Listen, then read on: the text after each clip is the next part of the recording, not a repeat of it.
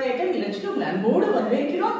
So இன்னைக்கு morning நமக்கு கிடைச்ச வசனம், பயப்படாதே, அந்த பிள்ளை இருக்கும் இடத்திலே அந்த சத்தத்தை கர்த்தர் கேட்டார்.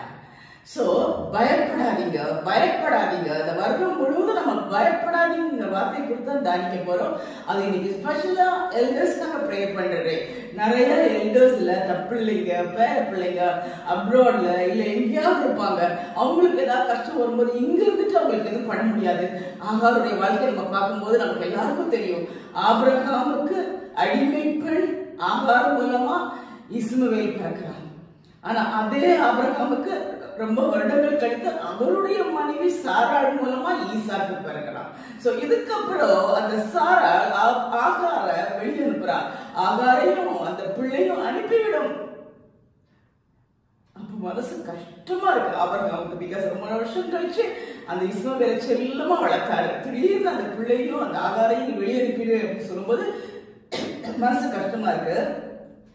ஆனா தேவனும் ஆபிரகாம் பேசுறாரு, அனுப்பிடு, சாரா சொல்ற மாதிரி அனுப்பிடு.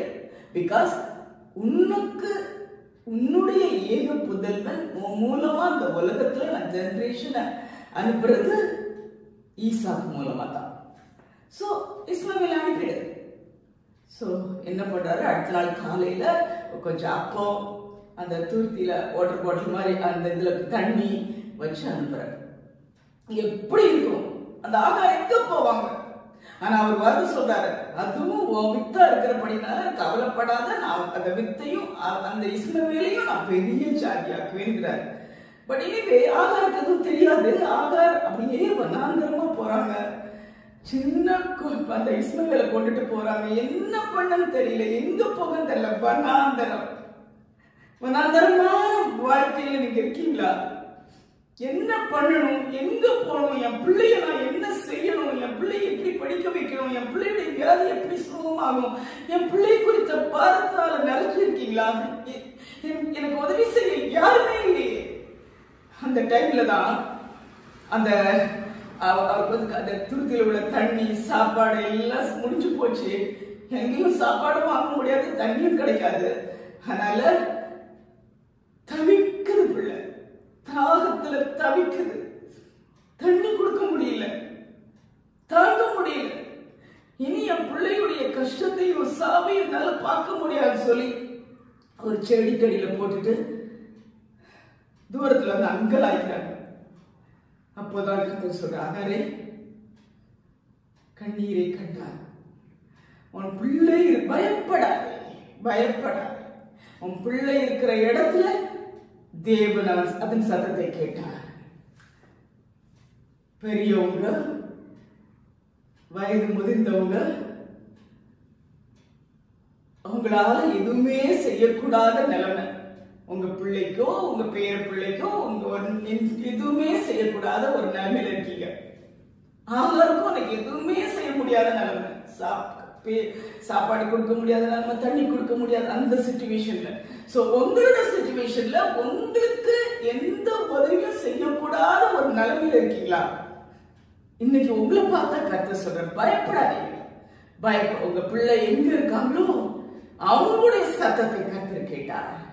அப்ராட்ல இருக்காங்களா, நீங்க இங்க இருந்து கஷ்டப்படுறீங்களா, இல்ல சிக்கா இருக்காங்களா, உங்களால போய் பார்க்க முடியலையா, உங்களுக்கு உதவி செய்ய முடியலையா, உங்களுக்கு பணம் கொடுத்து ஹெல்ப் பண்ண முடியல, ஆனா கர்த்தர் சொல்றாரு, அவங்க இருக்க இடத்துல கர்த்தர் அவங்களை பார்ப்பார். உங்க குழந்தையை ஆசீர்வதிப்பார். உங்க பிள்ளைங்களை பலப்படுத்துவார். அவங்களுக்கு தேவையை சந்திப்பார். இதுதான் நீ கிடைச்ச வசனம். அதை நம்பிக்கையோட ஏற்றுக்கொள்ளுங்க. அந்த மாதிரி ஒரு அங்கலாய்ப்புல நீங்க இருந்தீங்கன்னா, உங்க பிள்ளையோ பேர பிள்ளையோ என்னால எதுவுமே பண்ண முடியலங்கிற நிலைமையில இருந்தீங்கன்னா, அந்த பிள்ளையுடைய சத்தத்தை கர்த்தர் கேட்டார். அந்த பிள்ளை கூட இருப்பார். அந்த பிள்ளைக்கு என்ன தேவையோ அதை சந்திப்பார். ஆகாரின் கண்ணீரை கண்ட தேவன் உங்க கண்ணீரையும் நிச்சயமா சந்திப்பார், துடைப்பார்.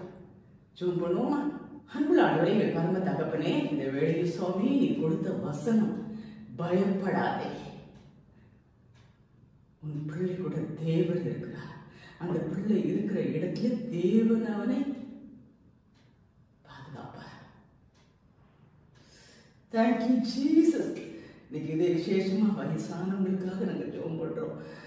ரிட்டையர்ட் ஆகி வேற வேற இடத்துல இருப்பாங்க, இல்லை உடம்பு முடியாத நிலைமையில இருப்பாங்க, படுத்த படுக்கையில் இருப்பாங்க. ஆனா அங்க இருந்துகிட்டு என் பிள்ளை எப்படி இருக்குதோ, என் பேர பிள்ளை எப்படி இருக்குதோ அப்படின்னு சொல்லி கவலைப்படுகிற, அங்கலாய்க்கிற ஆண்டவரே ஒவ்வொரு பெரியவங்களையும் இப்படி பாத்திர வைக்கிறோம் சுவாமி.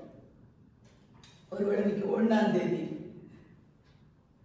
எனக்கு 2ஆம் தேதி ஆயிடுச்சு சுவாமி. ஒருவேளை அந்த நியூ இயர் டைம்ல என்னால பார்க்க முடியலையே, என்னால சந்திக்க முடியலையே, என் பிள்ளை எப்படி இருக்காரோ தெரியலையே, என் பேர பிள்ளை எப்படி இருக்கோ தெரியலையேன்னு அங்கலாய்க்கிற ஒவ்வொருவருக்கும் நீர் சொல்லிடு. நீ பயப்படாத, உன் பிள்ளை கூட கத்து இருப்பார். உன் பிள்ளையுடைய தேவையை கத்து சந்திப்பார். ஒருவேளை வியாதியில கொடுமையில உங்க பிள்ளைங்க கஷ்டப்படுறாங்களா, பணம் கொடுத்து உதவ முடியலையா, உங்க கையில பணமே இல்லையா, அங்கலாய்க்கிறீங்களா, தேவன் அவருடைய தேவைகளை சந்திப்பார். பயப்படாதீங்க. உங்க பிள்ளைக்குள்ள எல்லா காரியத்தையும் தேவன் பார்த்துக் கொள்வார். பிள்ளை எங்க இருந்தாலும் சரி, அந்த இடத்துல தேவன் அவளை பார்த்துக் கொள்வார். Thank you Jesus. அப்படிப்பட்ட பாக்கியத்தை கொடுக்கிறதுக்காக உங்க நன்றி, கொடான கொடி நன்றி. அங்காரின் கண்ணீரை கண்ட தேவன் ஒவ்வொரு பெரியவருடைய கண்ணீரையும் பேர பிள்ளைங்க மேல உள்ள அக்கறையில, பிள்ளைங்க மேல உள்ள அக்கறையில அவங்க வடிக்கிற கண்ணீரை கேட்டு எங்க இருந்தாலும் சரி, உலகத்துல எந்த மூலையில இருந்தாலும் சரி, அவங்க பிள்ளைங்களையும் பேர பிள்ளைங்களையும் நீர் பொறுப்படுத்திக் கொள்வதற்காக நன்றி. நீர் இந்த உலகத்துல அவங்க ஆசீர்வதித்து ஆண்டவரே பெரிய, எப்படி இஸ்மவேல பெரிய ஜாதியாக்கிறீரோ அவங்களையும் பெரிய ஒரு ஆசீர்வாதத்தை கட்டளிட போயிருக்கா நன்றி. நல்ல சுகத்தை கொடுக்க போயிருக்கா நன்றி. இந்த புது வருடத்துல அவங்களுக்கு எல்லா தேவைகளையும் சந்திக்க போயிருக்காங்க நன்றி. அவங்க தொழிலை ஆசீர்வதிக்க போயிருக்காங்க நன்றி. அவங்க கண்களை எல்லாம் அடைக்க போயிருக்காங்க நன்றி.